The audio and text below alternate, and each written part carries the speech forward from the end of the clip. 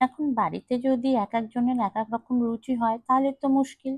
একজন বলল আমি ডাল খাবো, আরেকজন বলল না আমি ডিম খাবো। তো কি করা যায়, ভাবলাম চলুন এমন একটা রেসিপি বানাই যেটা ডাল আর ডিম দুজনেই একই সাথে পাবে। তো সেজন্য ছোলার ডাল ভিজিয়ে রেখে দিয়েছিলাম, এক মুঠো তার একটু বেশি হবে। সেটাকে 2-3 ঘন্টা ভিজিয়ে রেখে দিয়ে ভালো করে ধুয়ে নিয়ে এবার আমি প্রেসার কুকারে দিয়ে দিলাম। দিয়ে দিয়েছি প্রয়োজন মতন জল। ডালটা দেখতে পাচ্ছেন কতটা ফুলে উঠেছে। এবার নুন আর একটু হলুদ দিয়ে এটাকে 4-5টা সিটি দিয়ে প্রেসার কুক করে নেব।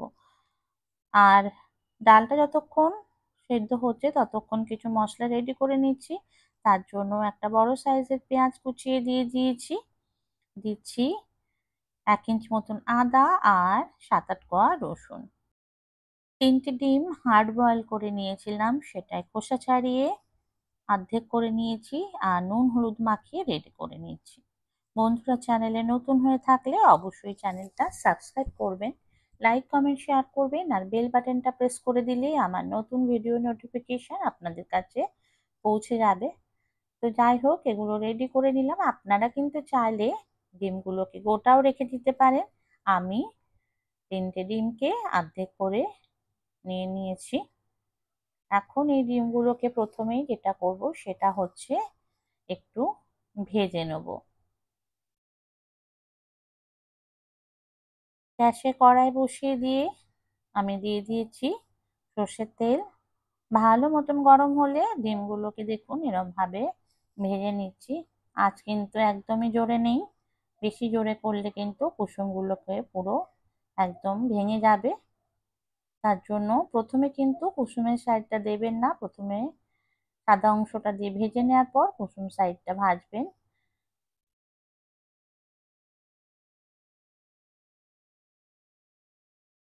তো ডিমটুকুলো দেখুন এভাবে ভেজে নিচ্ছি।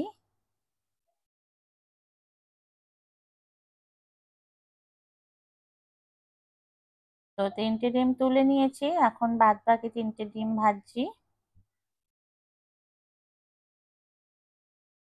একটু ধৈর্য ধরে এই ডিমগুলোকে ভাজবেন, তাহলে আর ভাঙবে না।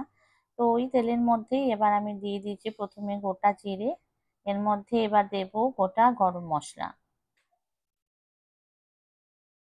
দিয়ে দিলাম দালচিনি, লবঙ্গ আর এলাচ, ছোট এলাচ আর কি, চাইলে বড় এলাচ কিন্তু দিতে পারেন। একটা তেজপাতা দিলাম। এবার গন্ধ যখন সুন্দর বেরোবে তখন এর মধ্যে প্রথমে টমেটো কুচি অ্যাড করে দিচ্ছি।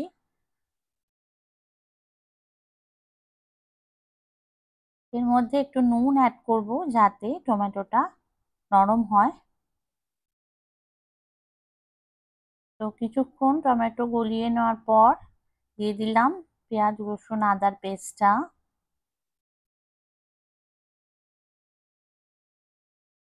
এই মশলাটাকে এবার কষাতে থাকবো। একটু জল অ্যাড করছি যাতে মশলাটা ভালোভাবে কষানো যায়।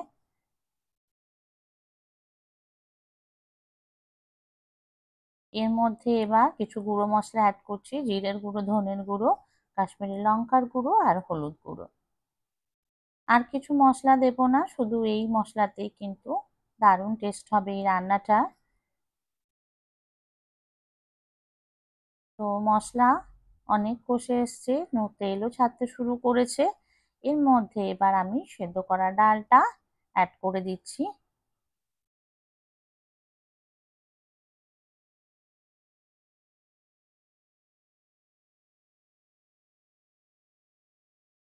তো খুব ভালোভাবে এবার মশলা আর ডাল একসাথে মিক্স আপ করে দিলাম।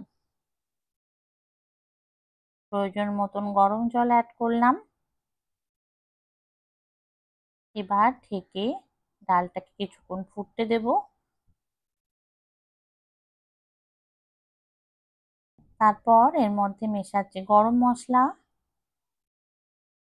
আর দেব ঘি। এভাবে একবার এই ডালটা খেয়ে দেখবেন, ডিমের ডাল, যেটা কিন্তু ভীষণ ভালো লাগে। আপনার ডিমের ডাল না কেউ হার মানাবে। তো ঘি মিশিয়ে দেওয়ার পর এর মধ্যে একে একে এবার ডিমগুলো অ্যাড করে দিচ্ছি। ডিমগুলো যদি প্রথম অবস্থাতেই অ্যাড করতাম তাহলে কিন্তু ডিমগুলো ভেঙে যেত, বিশেষ করে কুসুমগুলো কিন্তু এরকম আস্ত থাকতো না। তার জন্য ডালটা যখন প্রায় রেডি হয়ে আসবে তখন কিন্তু ডিমগুলো দিয়ে ধনেপাতা ছড়িয়ে একটু ঢেকে দিয়ে নামিয়ে নিলে রেডি হয়ে যাবে অসাধারণ স্বাদের এই ডালটা। তো ছোলার ডাল তো অনেক রকম ভাবে খেয়েছেন আর ডিমের ডালনাও খেয়েছেন, তো একই রকম ভাবে দুটোই কিন্তু দারুণ খেতে লাগবে। ডাল বলবেন না ডিমের ডালনা বলবেন সেটা আপনার ব্যাপার, একবার বানিয়ে অবশ্যই দেখবেন। আপনি রুটি, লুচি, পরোটা বা গরম ভাতের সাথে পরিবেশন করুন। একদম অন্যরকম একটা রেসিপি, অসাধারণ স্বাদ এই ডালটার। কেমন লাগলো রেসিপিটা জানাতে কিন্তু ভুলবেন না। তো পুরো ডালটা এখন সার্ভ করা হয়ে গেল, এর মধ্যে একে একে এবার ডিমগুলোকে আমি সেট করে দিচ্ছি।